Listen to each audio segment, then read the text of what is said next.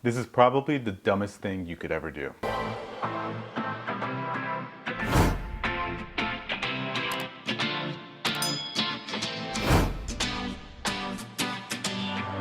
What's up everyone, David here with Free to Be, and thank you for joining me for another video. Now in today's video, I want to talk to you about some dumb things people will do with their money when they're trying to get out of debt. Now all of these are going to be important, especially if you're in the middle of trying to get out of debt, because you want to avoid these at all costs. So be sure to stick around for the whole video. Now before I get started, as always, if you are new to my channel, I cover financial literacy here in an effort to track my progress to financial independence, and hopefully by doing that I'm producing some great valuable content that others can use in their pursuit as well. So if you haven't done so already, please take a moment and just click the subscribe button down below. I really do appreciate the support and it does help the channel. And if you're not new, thanks for coming back again. All right, so this list is going to be some dumb things that people do when they're trying to get out of debt that actually puts them in a way worse financial position. And to get started, the first dumb thing that you could do is to take out a payday loan to try to pay for your expenses while you're using your regular income to pay down other debt. Because payday loans usually accompany really high interest rates, like 400% high. They are basically predatory loans that prey on people who need to get some cash right away in exchange for extremely high interest rates that cost you thousands of dollars for like a $500 loan. That's why it's very important to avoid payday loans at all costs. So anything that even comes close to being marketed as a payday loan should be avoided at all costs. In fact, anytime you're going to get any kind of loan or borrowing money in general, always check the interest rate. And if you can avoid it, never get a loan with an interest rate higher than 10%. Never take out a credit card with an interest rate higher than 10%. Try to keep that 10% number in your mind and stay below that threshold when possible. But I also do want to say that 10% is still a lot as well. You definitely want to try to be as low as possible. When it comes to personal loans or credit cards, if you can be under 10%, then it's relatively fair and safe to get that loan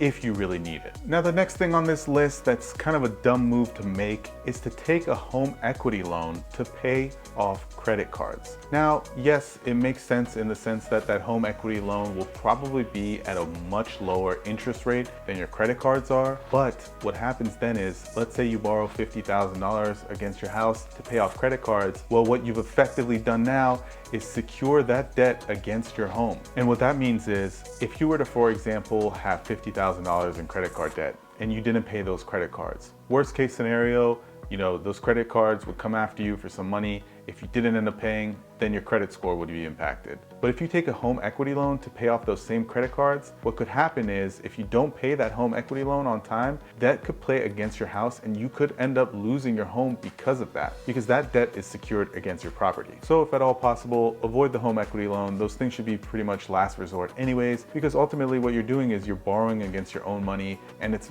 ultimately against your house, which could put your home in jeopardy. Now, the next dumb thing on this list that you're gonna wanna avoid is taking a cash advance on a credit card. Now, this may seem like a great idea as well. Again, sometimes, credit cards offer these promotions where you can take $5,000 of a cash advance at maybe a 3% origination fee and have a 0% interest for 12 months. If you play that correctly, yes, that can be beneficial. But read the fine print, because a lot of times those amounts will start accruing interest from day one and they won't actually apply that interest to your account until the 12 months is lapsed or whatever grace period they gave you at the 0%. But if you end up in a situation where even if you have $1 left on that amount that you borrowed, the entire interest accrued over that period gets put on your account. So you'll be on the hook for that entire interest for that entire period. So try to avoid cash advances, because even if that isn't in play, they usually carry higher interest rates and different fees as well on your credit card. So it's really not a great idea to take a cash advance off a credit card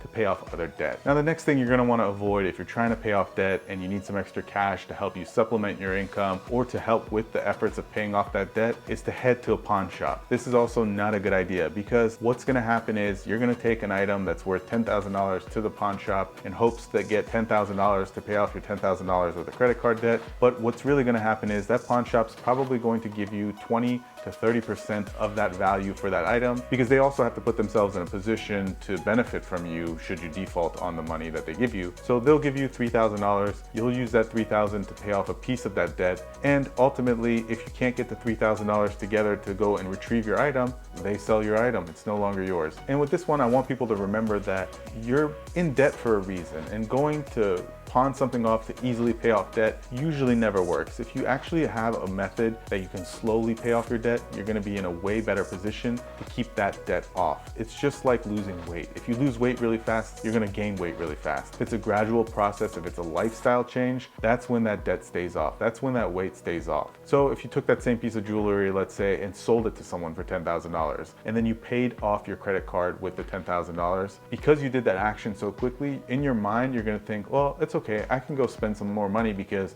I was able to pay this item off quickly. But what will end up happening is you'll accumulate another $10,000 worth of credit card debt, and now you won't have that piece of jewelry anymore to go and use to pay this second amount off. So just be slow about it. You don't need to go to a pawn shop and sell off everything you own to pay off your debt. Avoid that situation, and instead just pay consistently and try to pay off the debt slowly over time. Or figure out a different way to get that extra income without actually getting rid of something that might be valuable to you. Now, the next thing that you want to avoid at all costs, because this is probably the dumbest thing you can do, and it's also an easy way out, and that is to file bankruptcy. And while on paper, you might be thinking, well, that's the only option I have. It's the only way I can get rid of all the debt that I have. The long-term impacts of bankruptcy are way worse than having $20,000 of credit card debt, because you can focus and eventually pay that amount of money that you owe off, but recovering from bankruptcy could take 5 to 7 years. And again, this plays into that situation of paying everything off really quickly. If you're able to file bankruptcy and just have no debt any longer, what's gonna happen? You're gonna be more likely to go and accumulate debt again.